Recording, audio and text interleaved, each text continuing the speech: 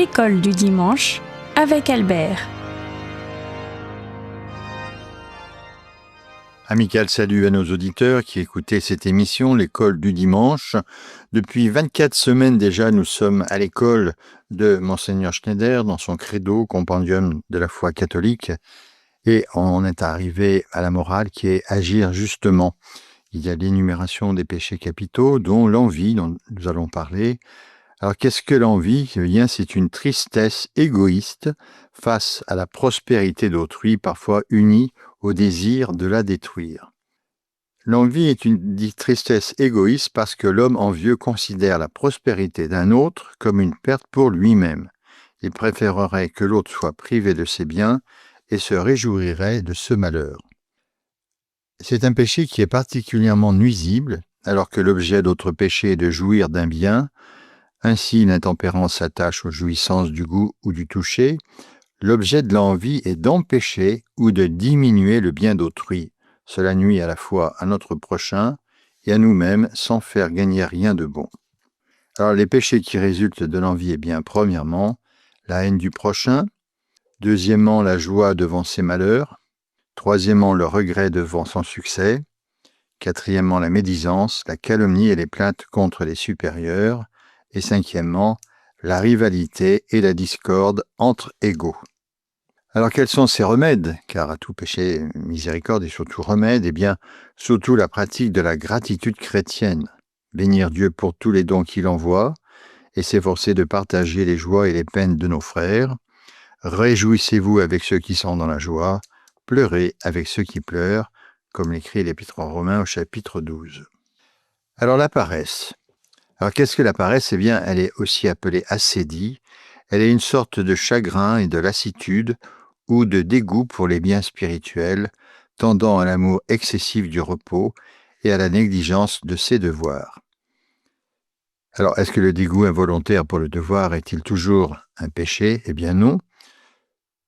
Le dégoût pour le travail est un effet du péché originel d'Adam et d'Ève, et peut être une occasion de mérite si nous surmontons courageusement de tels sentiments involontaires en agissant justement malgré les obstacles. Alors quels sont les vices qui découlent finalement, qui résultent de la paresse ? La torpeur ou la langueur dans l'accomplissement de notre devoir. Deuxièmement, la distraction volontaire de la prière et d'autres biens nécessaires. Troisièmement, la lâcheté qui nous éloigne de biens difficiles. Quatrièmement, l'hostilité envers ceux qui nous incitent à de bonnes actions. Cinquièmement, le ressentiment envers ceux qui accomplissent bien de bonnes actions. Sixièmement, le découragement rapide face aux difficultés. Septièmement, la répugnance et même la haine envers les actes religieux. Et finalement, les biens spirituels tout court. Alors, quels sont les principaux remèdes contre la paresse ? La conviction que nous ne pouvons pas être sauvés sans de bonnes œuvres. Deuxièmement, la méditation sur les grands labeurs et souffrances de Jésus-Christ et des saints. Troisièmement, la pensée de repos éternel qui attend ceux qui tendent vers le ciel et qui ne peut être atteint que par un grand effort personnel. Le royaume des cieux est forcé, ce sont les violents qui s'en emparent, comme l'écrit saint Matthieu. Quatrièmement, l'accomplissement de nos devoirs avec amour et gratitude. Cinquièmement, la persévérance inébranlable dans la prière et la vie des sacrements, même lorsque les consolations font défaut. Alors le chapitre 10 maintenant va parler de la tentation en général.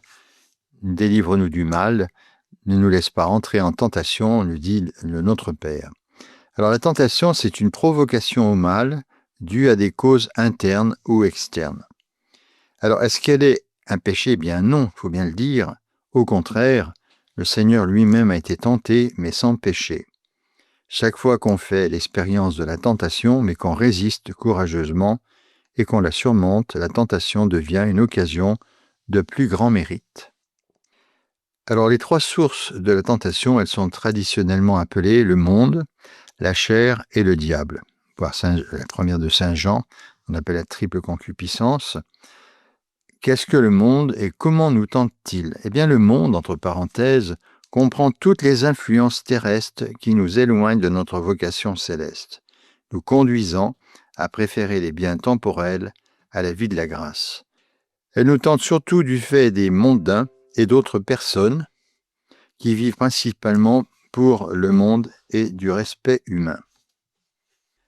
Alors la chair maintenant, la sarx, comment nous tente-t-elle? Eh bien la chair désigne notre propre concupiscence, c'est-à-dire ce désordre intérieur découlant du péché originel qui nous incline, tendance, une pente, qui incline notre volonté au mal. Elle nous tente particulièrement à commettre les péchés de plaisir sensuel. Alors, qu'est-ce que le diable vient faire là-dedans et comment nous tente-t-il? Eh bien, étant menteur, vif et rusé, le diable nous tente principalement en agissant sur l'imagination et les appétits sensuels pour donner au mal l'apparence du bien et nous inciter à pécher. Alors, quelles sont les 3 phases distinctives de toute tentation? Eh bien, premièrement, la suggestion, quand survient une pensée qui présente ce qui est mal comme attrayant ou ce qui est bien comme répugnant. Deuxièmement, la délectation, quand le plaisir naît de la suggestion. Troisièmement, le consentement, lorsque la volonté laisse entrer la suggestion et la délectation dans l'esprit. 3 temps, suggestion, délectation et consentement. Quand la simple tentation devient-elle une pensée pécamineuse? Eh bien, c'est le consentement qui peut rendre responsable et coupable d'une pensée pécamineuse. Pouvons-nous toujours refuser notre consentement à la suggestion et à la délectation pécamineuse? Eh bien oui. Notre volonté est essentiellement libre et peut toujours implorer l'assistance de Dieu qui sera toujours donnée. Dieu qui est fidèle ne permettra pas que vous soyez tentés au-delà de vos forces, écrit la première aux Corinthiens au chapitre 10. Est-ce que la tentation est inévitable? Grande question, sommes-nous toujours libres? Eh bien oui, la tentation serait inévitable. Tant que nous vivrons dans un monde déchu, nous ne serons jamais entièrement exempts de toute tentation. La vie de l'homme sur la terre est un temps de service. Cependant, nous ne devons jamais nous exposer volontairement aux tentations dangereuses qu'entraînent les occasions prochaines du péché. Donc, éviter ces tentations par les fréquentations, par des lieux, etc.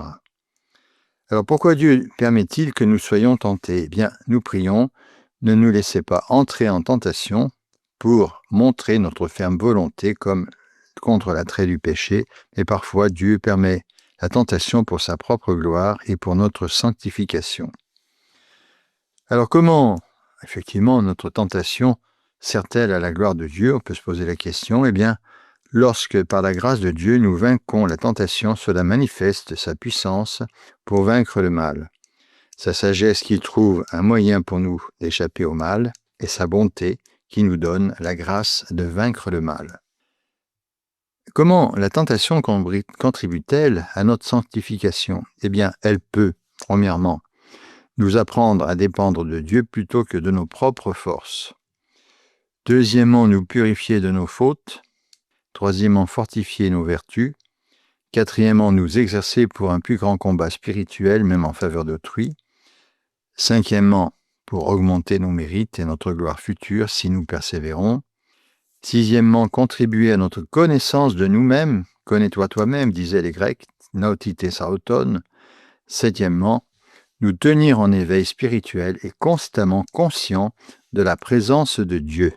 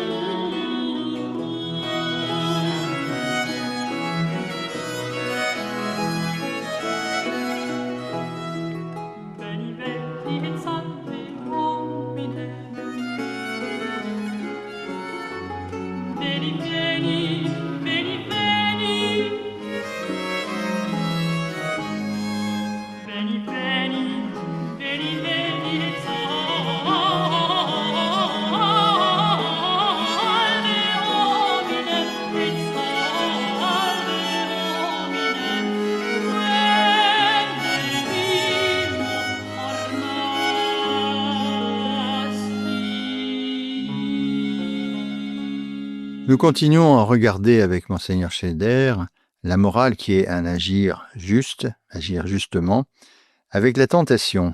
Alors, comment on peut combattre cette tentation? Eh bien, nous pouvons premièrement nous défier de nous-mêmes en mettant toute notre confiance en Dieu, chemin d'humilité. Deuxièmement, mener une vie de prière et d'union à Dieu. Troisièmement, éviter l'oisiveté, comme chacun sait, l'oisiveté est la mère de tous les vices. Quatrièmement, connaître notre côté faible et notre passion dominante, très important. Cinquièmement, nous garder des tentations qui se présentent comme des vertus. Sixièmement, éviter les situations où nos sens extérieurs seraient submergés. Alors, qu'est-ce qu'on doit faire pendant cette tentation? Eh bien, il faut d'abord éviter sa cause, si possible, et détourner notre esprit des pensées mauvaises. Opposer ensuite une résistance calme mais ferme, implorant l'aide de Dieu et de la Sainte Vierge, et si nécessaire, nous devons fuir et changer de lieu et nous occuper utilement et autrement. Que devons-nous faire si la tentation persiste? Eh bien, alors il est préférable de ne pas y prêter attention, mais au contraire, de la traiter avec mépris. C'est surtout la règle à suivre lorsqu'on est tenté contre la foi, la charité et la chasteté. C'est très important cela, donc il faut faire comme si de rien n'était. Que devons-nous faire après avoir été tentés? Eh bien, si la bataille a été gagnée, nous devons humblement remercier le Seigneur. Et si, au contraire, la bataille a été perdue, nous devons nous humilier, nous dégager des conséquences et nous repentir en enfants d'un Père miséricordieux. Que faire si nous doutons d'avoir ou non péché? Eh bien, si la victoire reste douteuse, nous ne devons pas y revenir et y repenser du tout. Si nous avons conservé une certaine répugnance pour la tentation et avons imploré l'aide de la grâce pendant la bataille, nous devons plutôt être pleinement persuadés que nous n'avons pas péché. Eh bien, quelle règle suivre dans les cas difficiles? Eh bien, nous devons suivre les conseils d'un confesseur prudent ou d'un directeur spirituel.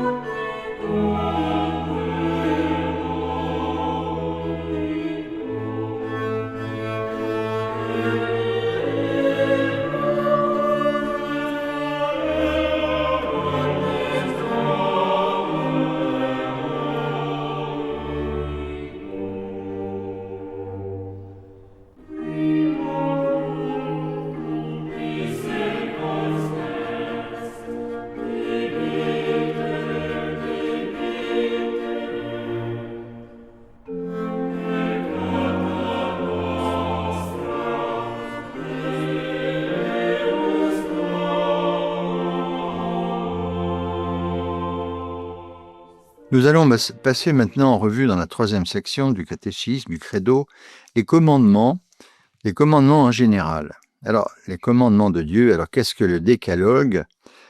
Le décalogue du grec déca veut dire 10, est le code des 10 commandements ou commandements de Dieu qui résume tous les devoirs et droits naturels de l'homme.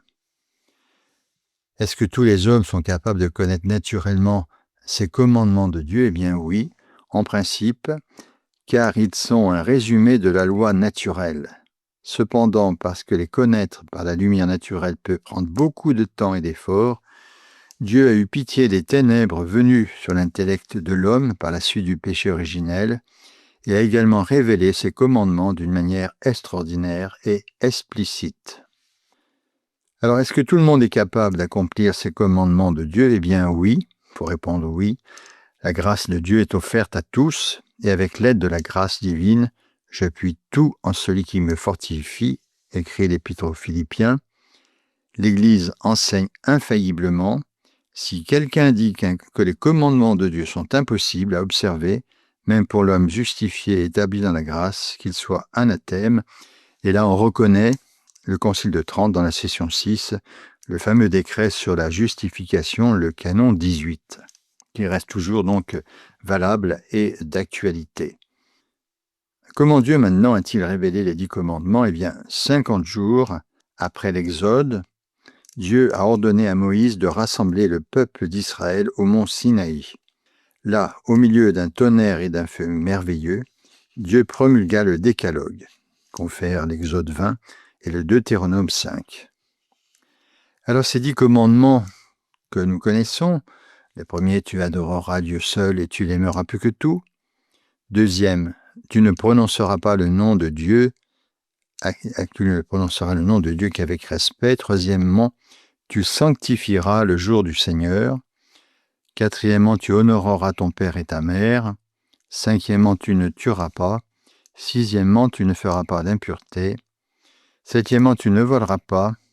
Huitièmement, tu ne mentiras pas. 9, tu n'auras pas de désir impur volontaire. 10, tu ne désireras pas injustement le bien d'autrui. Alors, est-ce que Dieu s'est-il limité à simplement déclarer sa loi ? Eh bien non. Il a également gravé sur 2 tables de pierre qu'il a remises à Moïse, et avec la venue du Fils de Dieu sur la terre, il l'a promulguée de nouveau et l'a perfectionnée en octroyant la grâce qui permet à l'homme de suivre la loi de Dieu selon la justice. Alors comment notre Seigneur Jésus-Christ a-t-il résumé ce décalogue ? Eh bien, il l'a réduit à 2 principes fondamentaux, l'amour de Dieu et l'amour du prochain. Tu aimeras le Seigneur ton Dieu de tout ton cœur, de toute ton âme et de tout ton esprit. C'est là le plus grand et le premier commandement. Le second lui est égal, tu aimeras ton prochain comme toi-même. En ces 2 commandements tient toute la loi et les prophètes. C'est dans l'évangile de Saint Matthieu, chapitre 22, versets 37 à 40. Alors, les commandements qui se rapportent à l'amour de Dieu et lesquels à l'amour du prochain, eh bien, les 3 premiers écrits sur la première table de pierre règlent nos relations avec Dieu, tandis que les 7 suivants, écrits sur la 2e table, concernent nos relations les uns avec les autres. Est-il nécessaire d'observer tous les commandements de Dieu ? Eh bien oui, enfreindre volontairement l'un d'entre eux dans une matière grave, c'est commettre un péché mortel. Maintenant, les préceptes de l'Église qui sont assez peu connus, sommes-nous obligés d'observer que les commandements de Dieu ? Eh bien non, nous devons aussi observer les préceptes de l'Église qu'il a établis parce que l'Église exerce son pouvoir législatif. Celui qui vous écoute, m'écoute. Et je te donnerai les clés du royaume des cieux. Tout ce que tu lieras sur la terre sera lié dans les cieux, et tout ce que tu délieras sur la terre sera délié dans les cieux. Pourquoi l'Église a-t-elle fait ces préceptes ? Eh bien, afin de fortifier et d'encourager les fidèles à garder les commandements de Dieu, à pratiquer les maximes de l'Évangile et à établir le règne de la charité surnaturelle dans leurs âmes. Alors, quelle est la différence finalement entre les commandements de Dieu et les préceptes de l'Église ? Les préceptes de l'Église fixent le moment et la manière d'observer les commandements de Dieu. Ils diffèrent de ces derniers de 3 manières. Premièrement, ils sont humains et mutables, tandis que les commandements de Dieu sont infaillibles et immuables. Très important à savoir. Deuxièmement, ils ne lient que les membres de l'Église, tandis que les commandements de Dieu lient tout le monde. Troisièmement, ils cessent d'obliger lorsqu'une grave difficulté s'oppose à leur observation, alors qu'il n'y a pas de dispense des commandements de Dieu. Alors, on va les dicter. Il serait bon aussi que dans les paroisses, pour le temps de l'Avent et surtout pour le carême, on les répète, on les fasse bien connaître. Tu assisteras à la messe les dimanches et jours d'obligation. Tu jeûneras les jours fixés par l'Église. Tu te confesseras au moins 1 fois par an. Tu communieras chaque année au temps pascal. Tu aideras à pourvoir aux besoins de l'Église. Et tu observeras les lois de l'Église sur le mariage. Revenons donc au commandement de Dieu avec le premier. Tu adoreras Dieu seul et tu l'aimeras plus que tout. Alors ce premier commandement exige un culte juste par lequel nous faisons des actes de foi d'espérance, de charité et de religion. Rendons à Dieu un culte qui lui soit agréable, avec piété et avec crainte, car notre Dieu est aussi un feu dévorant, écrit l'Épître aux Hébreux. Alors, qu'est-ce que la vertu de religion ? Eh bien, première parmi les vertus morales, la religion nous dispose à donner à Dieu le culte qui lui est dû en tant que créateur et roi souverain de l'univers. Tandis que le culte chrétien, eh bien, c'est l'hommage juste rendu à Dieu, y compris l'honneur rendu à ses anges, à ses saints, à ses lieux et choses consacrées, et de la manière qu'il désire. Alors, le culte chrétien peut se diviser en culte interne et externe, deuxièmement en culte public et privé, troisièmement en latrie, dulie et hyperdulie, donc les termes qui sont souvent employés, et je pense que la plupart d'entre nous ne savons pas de quoi il s'agit. Alors, le culte interne, des actes d'adoration accomplis dans l'âme, sans aucun signe extérieur ou manifestation externe. Ceci inclut les offrandes d'adoration intérieure, la prière mentale, les actes de foi, d'espérance, de charité, etc.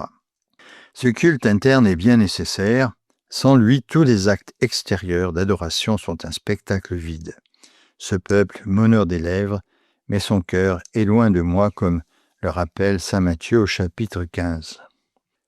Le culte externe, eh bien, ce sont les actes d'adoration accomplis avec le corps. Il s'agit notamment de la prière vocale et des chants, des gestes d'hommage comme s'incliner, s'agenouiller, des processions et surtout de la participation au culte public de l'Église, à savoir principalement la Sainte Messe. Ce culte externe est nécessaire.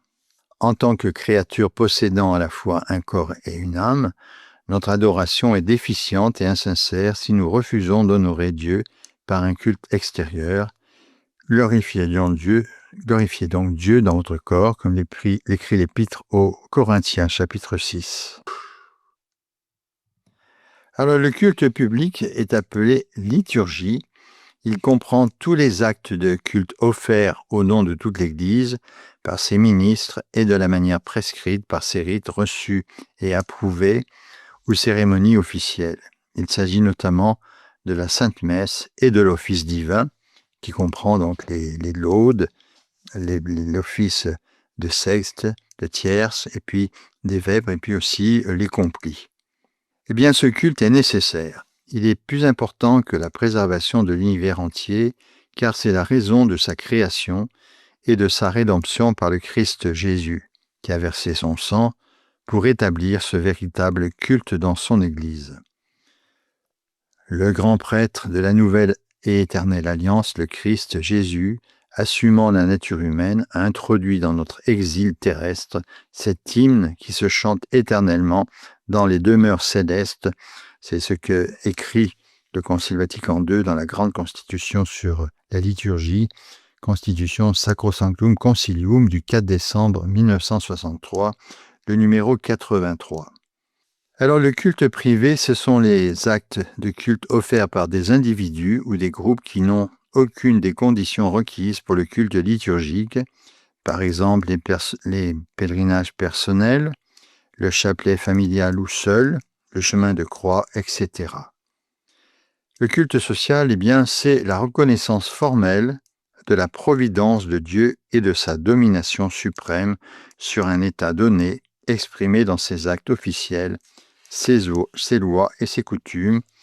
Il s'agit notamment de prières publiques pour demander l'assistance de Dieu dans les affaires de gouvernement, la fin des guerres ou de la famine, etc. Les gouvernements civils doivent participer au culte public, eh bien oui, comme la famille et l'individu, toutes les sociétés doivent à Dieu l'hommage de culte public qui ne peut être offert qu'en accord avec les rites qu'il a prescrits dans son Église. Comme le gouvernement représente la société, il doit prendre part à un tel culte du seul vrai Dieu, qui est la très sainte Trinité. Alors maintenant, la latrie dont on parlait tout à l'heure, eh bien c'est l'adoration donnée à Dieu seul, en raison de sa perfection intime et de son empire suprême sur toute la création. La dulie, donc, c'est la vénération donnée aux anges et aux saints en raison de leur perfection et de leur excellence en grâce et en gloire. Et l'hyperdulie, c'est la plus haute vénération donnée à la bienheureuse Vierge Marie, en raison de son élévation unique et extraordinaire au-dessus de toutes les autres créatures. Donc, l'atrie qui concerne Dieu par l'adoration, la dulie, c'est la vénération pour les anges et les saints, et l'hyperdulie, c'est la Sainte Vierge Marie. Chers amis auditeurs, on continuera donc à nous laisser instruire avec Monseigneur Schneider dans son credo, compendium de la foi catholique paru il y a peu de temps. Bonne semaine à tous et que le nom du Seigneur soit béni, au nom du Père et du Fils et du Saint-Esprit. Amen.